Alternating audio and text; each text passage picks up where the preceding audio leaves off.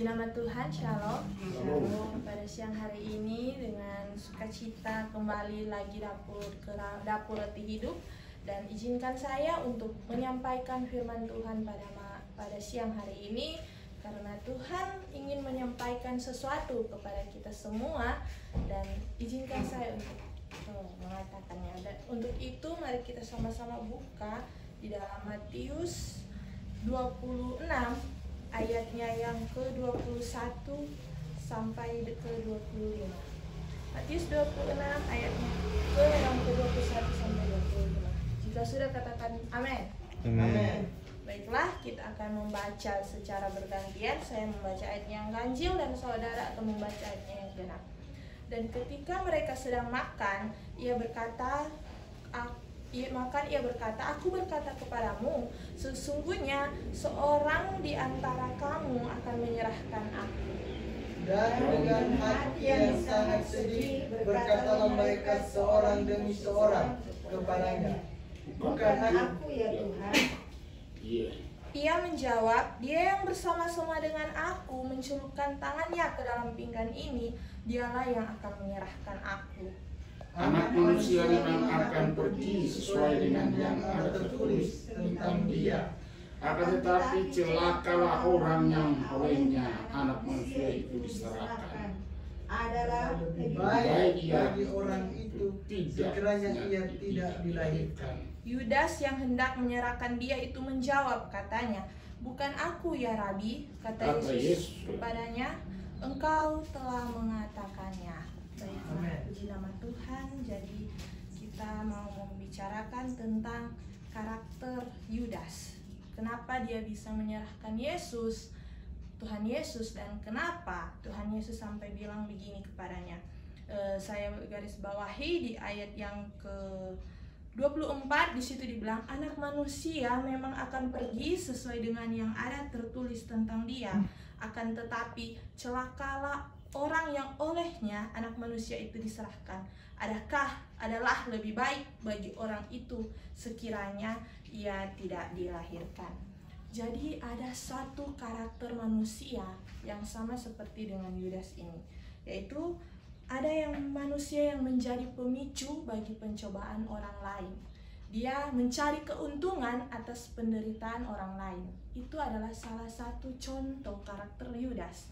Jadi ketika dia melihat orang lain itu akan menderita, dia mencari keuntungan, kesempatan, dan dia menjadi pemicu untuk orang itu menderita.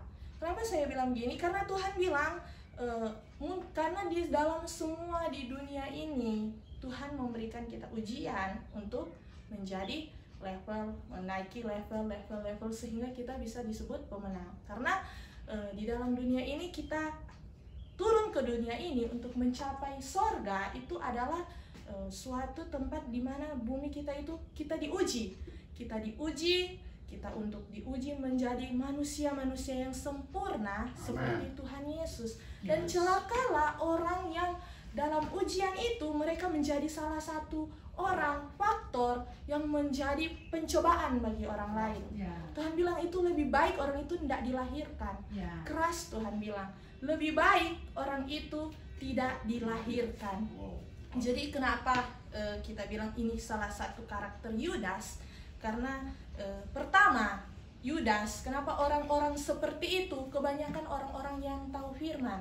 Orang-orang seperti itu kebanyakan orang-orang yang tahu firman. Kenapa saya bilang orang-orang yang tahu firman? Karena Yudas, Tuhan sudah memperingatkannya terlebih dahulu. Karena apa yang kita tahu, setiap perkataan Allah, setiap perkataan pengucapannya Allah itu adalah firman. Jadi ketika Tuhan berkata, itu sudah menjadi firman. Dan ketika Tuhan mengatakan ini kepada Yudas, dia sudah tahu bahwa itu dia, tetapi dia tetap melakukannya. Dan dia sudah mendengar hidup bersama Tuhan 3,5 tahun lamanya.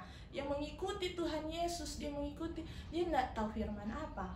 Dia tahu firman, dia pasti tahu firman, bahkan hidup di dalam Tuhan. Dan di situ, tetapi apa? Dia tetap mengikuti dengan hawa nafsunya, dengan segala tipu daya iblis muslihat, dia lebih mengikuti iblis daripada firman Tuhan.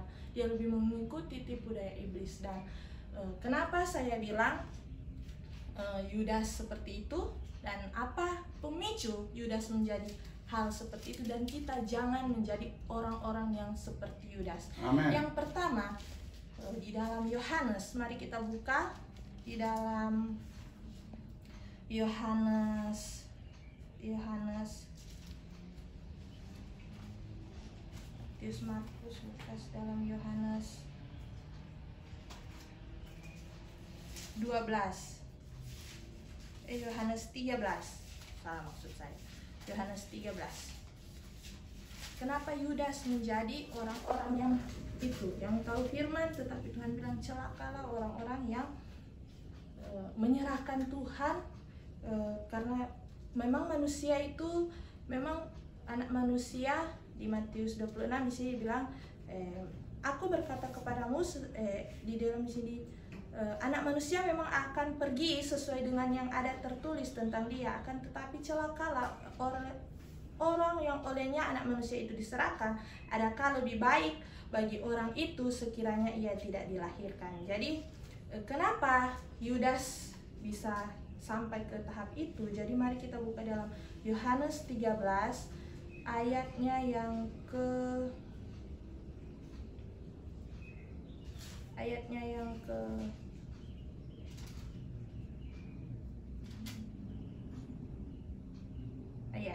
ke-10, ayat yang ke-11. Ayat yang kedua, maksud saya Yohanes 13 ayatnya yang kedua. Di situ dibilang, mereka sedang makan bersama dan iblis telah membisikkan rencana dalam hati Yudas Iskariot, anak Simon itu, untuk mengkhianati dia. Jadi dia mau ditunggangi oleh iblis. Ini Yudas ini, dia mau ditunggangi oleh iblis. Dan di ayatnya yang ke 6 itu Tuhan, dan di bawah, ke bawahnya itu Tuhan membasuh kaki murid-muridnya. Dan akhirnya Tuhan Yesus, di ayat yang ke-7 saya mulai, dari ayat yang ke-5, kemudian ia menuangkan air ke dalam sebuah basi dan mulai membasuh kaki murid-muridnya, lalu menyekanya dengan kain yang terikat pada pinggangnya itu. Jadi ini Tuhan sedang membasuh murid-muridnya. Maka sampailah ia kepada Simon Petrus. Kata Petrus kepadanya, Tuhan, engkau hendak membasuh kakiku? Jawab Yesus kepadanya, apa yang kau perbuat engkau tidak tahu sekarang, tetapi engkau akan mengertinya kelak. Kata Petrus kepadanya, engkau tidak akan membasuh kakiku sampai selama-lamanya. Jawab Yesus, jikalau aku tidak membasuh engkau, engkau tidak mendapat bagian dalam aku. Kata Simon Petrus kepadanya, Tuhan, jangan hanya kakiku saja, tetapi juga tangan dan kepalaku. Kata Yesus kepadanya, dan di ayat 10 di sini, kata Yesus kepadanya, barang siapa telah mandi, ia tidak usah membasuh diri lagi, selain membasuh kakinya, karena ia sudah bersih. Seluruhnya juga kamu sudah bersih, hanya tidak semua. Sebab ia tahu, ayat 11, sebab ia tahu siapa yang akan menyerahkan dia, karena itu ia berkata, tidak semua kamu bersih. Jadi tidak semua kamu bersih. Di dalam ke-12 murid Tuhan Yesus membasuh kaki semua. Tuhan bilang, kalau semua mandi maka semuanya akan bersih. Tetapi Tuhan bilang, di antara kamu tidak semuanya kamu bersih. Jadi Yudas salah satu menjadi orang yang kotor dalam ke-11 murid itu. Jadi dia bilang, apa itu orang kotor? Itu orang yang mau hidup bersekutu dengan iblis. Orang yang mau hidup bersekutu dengan iblis itu orang kotor. Bayangkan, dia hidup bersama-sama dengan Tuhan Yesus. Dia hidup, dia mendengar firman Tuhan Yesus. Bahkan Tuhan mempercayakan uang pelayanannya kepada dia. Dan kenapa sampai, tapi dia tidak mau hidup bersama dengan Yesus, malah dia mau hidup dengan bersepakat, bersekongkol dengan iblis, yaitu untuk menyerahkan Tuhan Yesus, untuk menjadi jalan, untuk menjadi penghubung, pemicu anak manusia itu diserahkan. Karena Tuhan memang sudah bersabda, Tuhan memang datang ke dunia, sudah bernubuat untuk memang mendanggung semua umat manusia, dosa manusia. Itu memang akan terjadi. Tapi Tuhan bilang, celakalah orang yang karenanya anak manusia itu diserahkan. Karena dialah yang menjadi sebenarnya dialah yang menjadi penunggannya iblis. Jadi dibilang, dan itu adalah murid Tuhan Yesus sendiri, Yudas. Dan di sini di ayat yang ke berapa?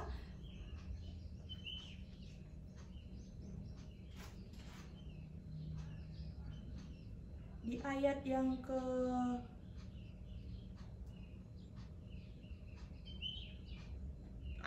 dan di ayat di Yohanes ini dua kali dia hidupi iblis itu, dihidupi dalam hidupnya. Yohanes 13 dan ayatnya yang ke-26. Kan di sini dalam Matius Tuhan sudah memperingatkan, tetapi di Yohanes ini lebih jelas bagaimana ceritanya ketika Yudas itu memang Tuhan peringatkan betul-betul. Di sini dia bilang begini. Di ayat 21, Yohanes 13 ayat 21, setelah Yesus berkata demikian, ia sangat terharu lalu bersaksi, aku berkata kepadamu, sesungguhnya seorang di antara kamu akan menyerahkan aku. Jadi semua orang bertanya-tanya, murid siapakah itu? Murid lain, Rabi siapakah itu? Rabi siapakah itu? Dan ayat 25, murid yang duduk dekat Yesus itu berpaling dan berkata kepadanya, Tuhan, siapakah itu? Jawab Yesus, memang Tuhan Tuhan Yesus terang-terangan menyindir, memperingatkan Yudas. Tetapi di sini jawab Yesus, dialah itu yang kepadanya aku memberikan roti sesudah aku mencelupkannya. Sesudah berkata demikian, ia mengambil roti, mencelupkannya dan memberikannya kepada Yudas, anak Simon Iskariot. Jadi Tuhan Yesus bilang, dialah itu yang kepadanya aku akan memberikan roti. Habisnya dialah itu yang kepadanya aku memberikan roti. Tuhan Yesus langsung memberikan roti itu pada Yudas. Jadi ketika murid-muridnya itu sebenarnya harus berarti ini Yudas yang mau apa? Karena memang so nyata-nyata Tuhan Yesus bilang, dia tidak pakai, Tuhan Yesus pakai kode-kode lagi. Tuhan Yesus bilang, dialah yang akan kuserahkan, dialah itu yang kepadanya aku akan memberikan roti sesudah aku mencelupkannya. Dan sesudah berkata demikian, sesudah Tuhan Yesus bilang begitu, dia langsung kasih Pak Yudas. Jadi memang betul-betul Yudas ini istilahnya memang kalau orang hidup sering iblis, dia tidak bakal mendengar apapun perkataan Tuhan, bahkan secara terang-terangan, secara nyata-nyata. Dia tahu itu salah, Tuhan peringatkan dia, tetapi dia tidak mau mendengar. Dan di ayat 27 di sini bilang, dan sesudah Yudas menerima roti itu, ia kerasukan iblis. Jadi maka Yesus berkata kepadanya, apa yang hendak kau perbuatlah dengan segera. Jadi Tuhan Yesus persilahkan. Dia kerasukan iblis, memang betul-betul iblis ada di dalam diri dalam wujud manusia Yudas. Dan ketika apa yang mau ngana baking just sekarang. Dan baru di situ dibilang, tetapi tidak ada seorang pun dari antara mereka yang duduk makan itu mengerti apa maksud Yesus mengatakan itu kepada Yudas. Jadi hanya Yudas dan Tuhan Yesus yang saling mengerti dalam dua keadaan. Yudas merencanakan sesuatu. Bayangkan di sini dibilang mereka sedang makan bersama-sama dan iblis telah membisikkan rencana dalam hati Yudas. Bayangkan memang Yudas merencanakan sesuatu, Tuhan Yesus bukan kasih biar, Tuhan Yesus peringatkan, tetapi dia tetap bikin. Jadi itu salah satu murid Tuhan Yesus yang pertama, pemicu kenapa Tuhan bilang celakalah oleh karena anak manusia. Celakalah oleh karena orang itu anak manusia diserahkan. Yang pertama, dia kotor, tidak bersih, hidup di dalam pengaruh iblis, hidup bersekutu dengan iblis. Jadi jangan sampai kita menjadi orang seperti itu, jangan sampai kita menjadi orang-orang seperti itu.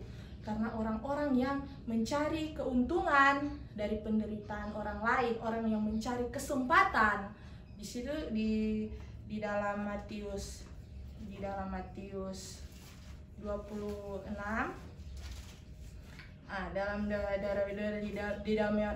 Dalamnya Matius 26 ayat 16 di situ.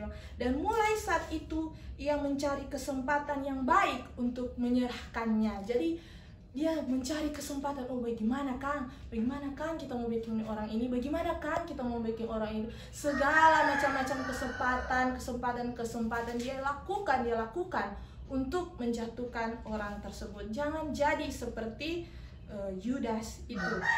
Dan yang kedua, di situ dibilang di Yohanes 13 ayat 28, tetapi tidak ada seorang pun dari antara mereka yang duduk makan itu mengerti apa maksud Yesus mengatakan itu kepada Yudas. Karena Yudas memegang kas, ada yang menyangka bahwa Yesus menyuruh dia memberi apa-apa yang perlu untuk perayaan itu atau memberi apa-apa kepada orang miskin. Yudas menerima roti itu lalu segera pergi pada waktu hari sudah malam. Jadi di ayatnya yang jadi awal mula kenapa Yudas menjadi orang yang kotor, dan awal mula kenapa Yudas dapat ditunggangi oleh iblis, dan awal mula kenapa Yudas dapat hidup bersekutu dengan iblis, yaitu yang pertama adalah karena dia cinta uang. Jadi mari kita buka di dalam ayat Yohanes 12 ayat yang ketiga. Di situ tentang Yesus diurapi di Betania. Jadi mari kita buka di situ. Maka Maria mengambil setengah kati minyak narwastu murni yang mahal harganya, lalu meminyaki kaki Yesus dan menyekanya dengan rambutnya, dan bau minyak semerbak di seluruh rumah itu. Tetapi Yudas Iskariot, seorang dari murid-murid Yesus yang akan segera menyerahkan dia, berkata, "Mengapa minyak narwastu ini tidak dijual 300 dinar dan uang diberikan kepada orang miskin?" Hal itu dikatakannya bukan karena ia memperhatikan nasib orang miskin, melainkan karena ia adalah seorang pencuri. Lihat di situ. Ia sering mengambil uang yang disimpan dalam kas yang dipegangnya. Maka kata Yesus, "Biarkanlah dia melakukan hal ini mengingat hari penguburanku, karena orang-orang miskin selalu ada pada kamu, tetapi aku tidak akan selalu ada pada kamu." Jadi di ayat 16 di situ ditekankan ia sering mengambil uang yang disimpan dalam kas yang dipegangnya. Di situ dijelaskan hal itu dikatakannya bukan karena ia memperhatikan nasib orang-orang miskin, melainkan karena ia adalah seorang pencuri. Jadi awal mula Yudas dapat gampang sekali dipengaruhi oleh iblis, dapat bersekutu dengan iblis, dapat mencelakakan Tuhan Yesus, dapat mencari keuntungan di dalam penderitaan Tuhan Yesus, adalah cinta uang. Karena Tuhan bilang akar segala kejahatan adalah cinta uang. Jadi ketika cinta uang, jangan sampai, saya bilang saudara-saudara, jangan sampai kita cinta uang. Karena ketika kita mencintai uang, kita akan menghalalkan segala cara untuk dapat uang itu. Bahkan itu uang yang tidak benar, dengan cara-cara yang tidak benar, dengan cara-cara yang kotor. Bayangkan Tuhan bilang tidak bersih. Keras itu Tuhan bilang, orang seperti Yudas tidak bersih dan celakalah. Jadi sebelum Tuhan berkata di dalam Matius 25 ayat yang ke di dalam Matius 25 ayatnya yang ke 26 ayatnya yang ke